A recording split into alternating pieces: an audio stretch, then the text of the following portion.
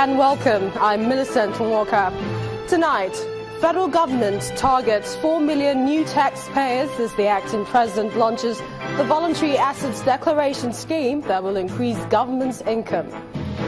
National Economic Council kickstarts move to decongest the nation's prisons. State government to collaborate in the construction of new prison structures with the federal government. And Nigeria flags off yam exports as the first container of 72 tons of yam departs for the United Kingdom. And the EU leaders affirm determination to bring climate change to the front burner at G20 meeting next month. And on business news tonight, Nigeria's first diaspora bond commences trading on the London Stock Exchange. On sports news tonight, world champions Germany thump Mexico to set up final with Chile in the Confederations Cup. From Abuja, the presidency clears the air on Nigeria Air Force One presidential jet. Insists nothing unusual in having a jet stationed for President Muhammadu Buhari in the UK.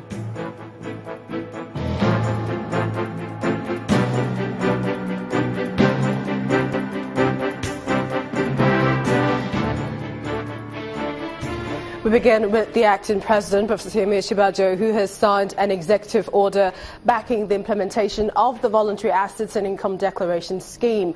Professor Osinbajo said the new scheme launched at the State House is targeted at shoring up the nation's tax regime, ensuring compliance and affording taxpayers the opportunity to regularizing their tax status without being prosecuted.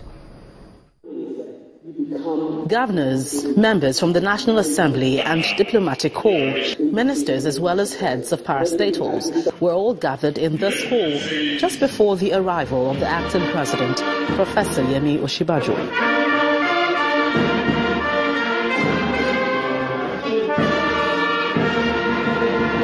The Minister of Finance first made it clear that the government is changing status quo on the current tax regime, which currently stands at 6%, one of the lowest in the world. The size of government budget, both state and local, is not big enough to serve the needs of this nation. It isn't because there isn't enough money. It is because there isn't enough money coming in to government. And that is what we are here today to correct. The need to hold the government more accountable is drummed up by the acting president as he signs an executive order backing the implementation of the voluntary asset and income declaration scheme, an initiative to checkmate tax evasion. The scheme will operate from July the 1st, 2017 until the 31st of March 2018. It will be supported by an executive order. VATE will offer a once-in-a-lifetime opportunity to those in default to regularize their tax affairs. In exchange for full and honest declaration, taxpayers will receive immunity from prosecution, forgiveness of penalty and interest that is due on unpaid taxes, and the full assurance that all information provided will remain confidential. The level of non-compliance of tax payment across the country suggests a problem demanding a crucial solution, hence the declaration. Every Thursday, starting from today and for the next 1 year, will be declared Tax Thursday. We expect the FIRS and every state government will organize sensitization events that will raise awareness of the tax system and result in massive enrollment of new taxpayers. It was also disclosed that only 214 Nigerians pay tax of 20 million naira or more each year. State governors promises a scale-up of that figure. We need to rethink how we're going to get money to take responsibility of Nigerians, and Nigerians also have with this government. So therefore, from the side of we governors, we are ready to give all the support needed for this program to succeed. Nigeria has joined a global movement called the Automatic Convention, which comes into effect in 2018 to tackle illicit financial flows. 14 million, that's the total number of Nigerians currently paying tax. Well, the small figure is the reason behind the recreation of the tax-paying culture by the government to essentially secure more development for Nigeria. Gloria Umezuki, Channels Television News.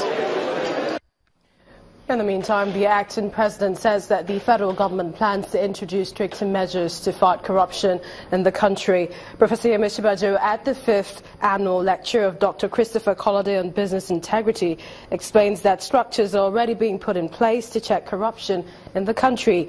The All Progressive Congress government, since coming on over 2 years now, has boldly confronted corrupt government officials and others irrespective of position. The Federal Ministry of Agriculture and Rural Development today flagged off the Nigeria yam exports. The Minister of Agriculture and Rural Development, Chief Audogbe, at the event explained that there is need for Nigeria to begin to earn more foreign exchange by exporting yam. Moving Nigeria away from being an importing nation to becoming an exporting nation is the reason for this gathering. And the Minister of Agriculture and Rural Development, Audu Ogbe, is here for the flag-off of the Nigeria yam export. All this rest in the name of our Savior Jesus Christ. On this first consignment, 72 tons of yam will be shipped to the United Kingdom in 3 weeks, and a cooling system has been provided to preserve it. Nigeria being the largest producer of yam in the world with 61.7% and 60 different varieties, it is important for Nigeria to be able to produce, consume as well as export the yam product. Definitely, we are encouraging processing into yam flour and yam chips. And right now we have small-scale industrialists that are already doing that. But why we are also going into raw yam export is because there are persons out there who would want to eat fried yam, boiled yam, and not just eating yam in its processed form only. The idea is that we should just earn foreign exchange from alternate sources, and this is one of them, just one of the many that is happening, and this is the future for Nigeria exports. But then there is the fear that there is not enough to eat within the country. Exporting the products may be a tough call. Like I said there is really no shortage. New yams will be here in 2 weeks. The old stock is still there everywhere, and people in the markets are getting worried that the new yams will come and nobody will touch the old one. We actually, let me tell you this, overproduce food here. 30 to 40% of some of the food we produce is wasted because of poor preservation capacity. But this will not cause any hardship. With this flag of private individuals have been encouraged to take up this new opportunity of exporting yam, which will not only improve the economy of the country, but would also improve the lives of the people. Victoria Ido, reporting for Channels Television News. Members of the ECOWAS designated training centers of excellence have announced plans to come up with resolutions on how governments of the region can tackle the rising cases of farmers and herders clashes. The Commissioner of ECOWAS in charge of political affairs, peace and security, Mr. Salima Ahmed, who was speaking at a meeting in Abuja, says the resolutions is expected to prefer solutions towards peace and security. It is no news that the West African sub-region has suffered from issues of maritime insecurity, terrorism and incessant clashes between farmers and herders, leaving several people dead and several others injured. It is in view of how to resolve some of these challenges that commandants of the ECOWAS designated training centers of excellence are meeting to suggest ways of curbing the rising cases of insecurity. ECOWAS is exploring the possibility of training our standby forces in demining due to the frequent use of mines by terrorists. To discuss the modalities for your institution, the TCEs, in the build-up towards the CPX, which is scheduled to hold in March 2018. And 3, to review the outcome of the research work on the farmers-herders conflict, which was jointly undertaken between our commission and the TCEs, among, of course, other issues. The Commandant of the Nigerian Defense College stressed the need for constant engagement and support by member countries to win the war against terrorism and other social vices. In today's unstable world, regional cooperation is and will remain critical to the prevention of armed conflicts and the maintenance of international peace and security. Such cooperation is vital to the preservation of humanity through effective resolution and management of conflicts.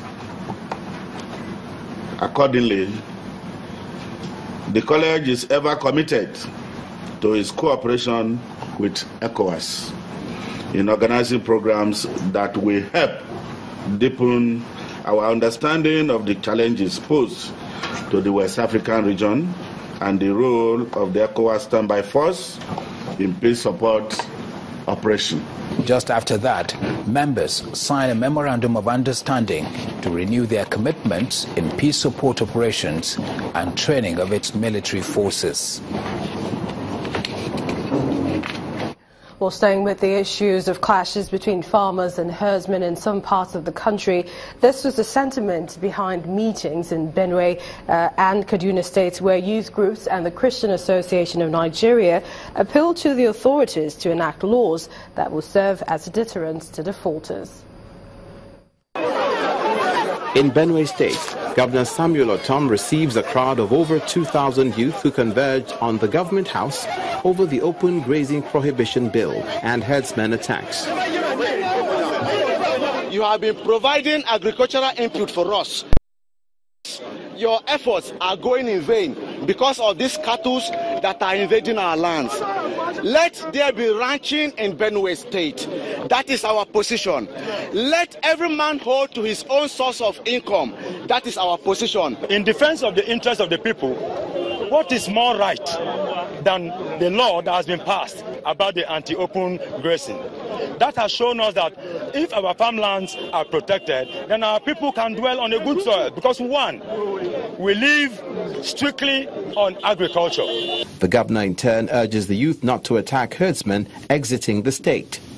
I want the Benue people to be calm and be peaceful, and for as many herdsmen that are willing to find other sources of grazing their cattle, please allow them peaceful exits. Let no one attack any cattle.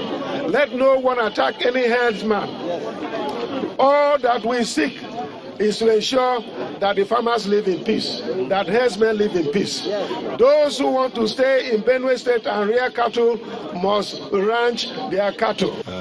Meanwhile, in Kaduna State, the Christian Association of Nigeria appeals to the federal and state governments to enact grazing laws to prevent incessant attacks on innocent people by suspected herdsmen.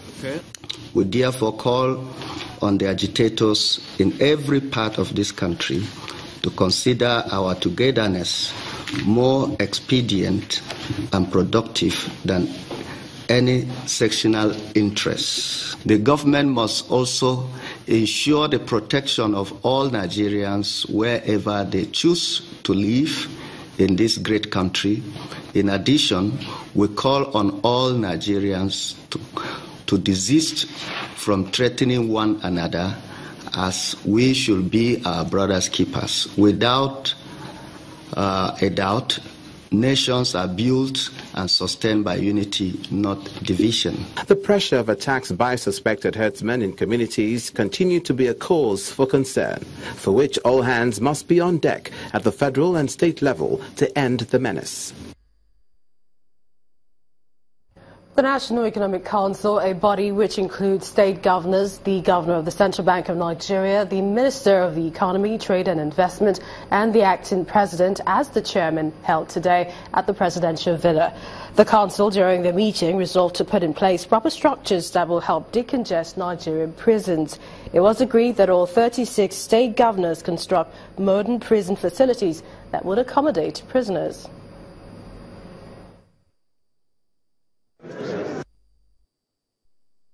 Last few months, we had a jailbreak in our state.